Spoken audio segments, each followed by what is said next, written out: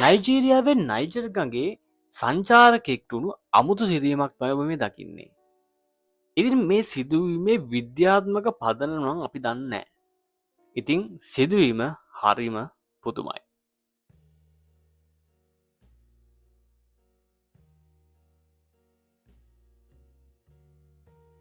ඉතින් මේ සවාරි රථය පිටිපස්සේ පන්නන්නේ කොටියෙක්වත් සිංහයෙක්වත් නෙමෙයි. ඉතින් බලන්නකො පන්නන යාළුවා කවුද කියලා. ඉතින් මේකත් කැමරා කාචිට හසුණු විරල දර්ශනයක්. ඉතින් දියල්ලන් ඔබ ඕන තරම් දැක ඇති.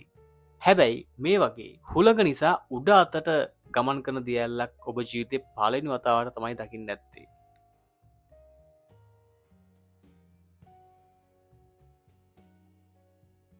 මේ බෝනික්ක දිහා මොහොතක් බලාගෙන ඉන්න. ඉතින් වීඩියෝ එක අවසානයේදී වාට හිතා ගන්නවත් බැරි කාරණාවක් දැක ගන්නට පුළුවන්.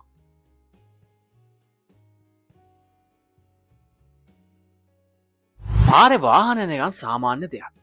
ඒත් මේ හයිවේ කියන වාහනේ දිහා චුට්ටක් නැතිලා බලන්නකෝ.